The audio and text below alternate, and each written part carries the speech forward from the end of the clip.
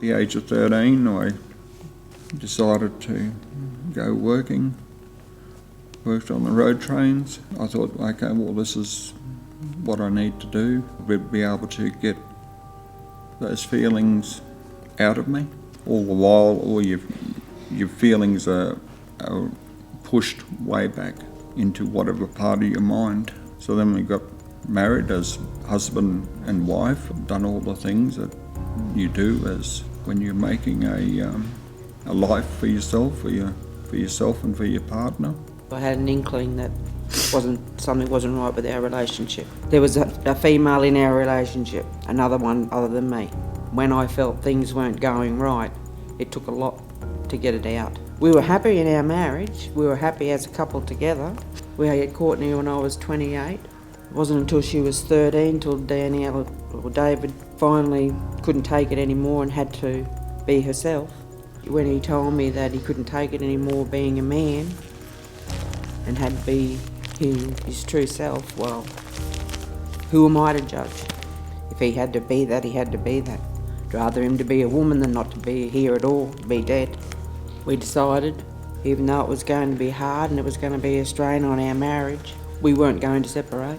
I didn't want Courtney to be another child of divorced parents. Because everybody bails, don't they? They don't stick around and try and work it out. I'd noticed that the family wasn't doing okay. Mum was more upset, more angry. I remember Dad taking me away into the bedroom. It was late at night, and I don't know what sparked it in Dad's head that it made it seem okay to do it at that time, especially after finding out that Mum and Dad had talked previously about telling me together. And that kind of just went really downhill, and there was a lot of tension, a lot of anger. It seemed as soon as Dad came out about it, because it was out in the open, all those female things started coming to light. So shaving her legs, painting her toenails and fingernails, having her washing go through, having to hang out all female washing, because she obviously wanted to be the epitome of female at the very beginning. Even though David is Danielle, in society, Danielle is still David. She still has the rights of a man. Society still views me as being married even though she's transgendered. Society is so warped. They don't have any rules or regulations. Gay couples can't be married, lesbian couples can't be married. But if you're married to a heterosexual male and that male decides to become female, I'm still married. The banks still acknowledge David financially, not me. Even though my name's changed. Danielle doesn't like to talk on the phone because Danielle's voice is still David's voice, and Danielle is questioned. Every day she picks up the phone. So when the bank says, "Can we speak with Danielle?" and then Danielle hops on the phone, they say, "Can we speak with Danielle?" Danielle's speaking.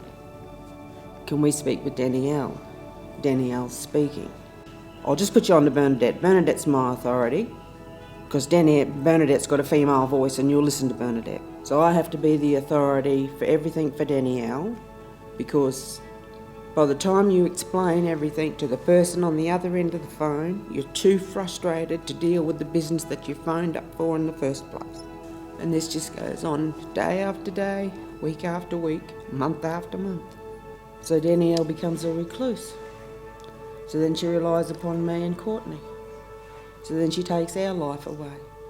When we were going to counselling, they said that things wouldn't change. The personality doesn't change. It's still the same personality inside as what they are on the outside. That's not the truth. Because they're not. They can't be. Because once they go from male to female or female to male, society changes them in personality. They have to fight to be who they want to be. Society won't let them move on.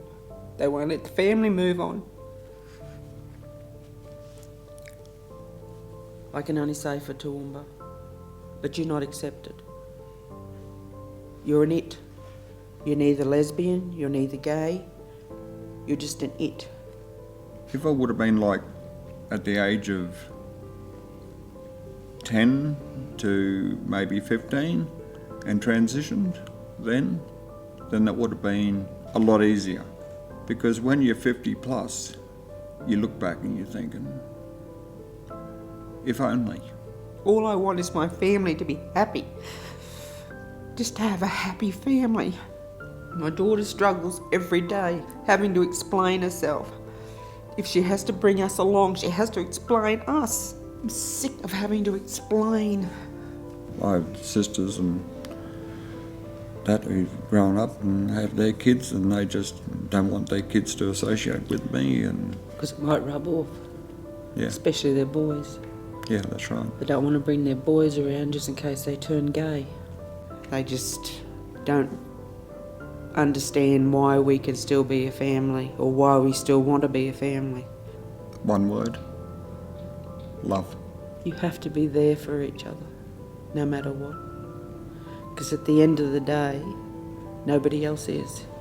You're the one in your house with your family, and that's it.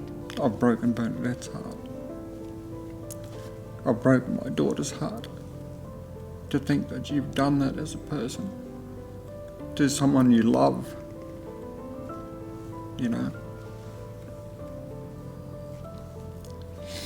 And if it wasn't for the way that they've been brought up, to not judge, and to have that same love for you as a person that's going through that, you wouldn't survive.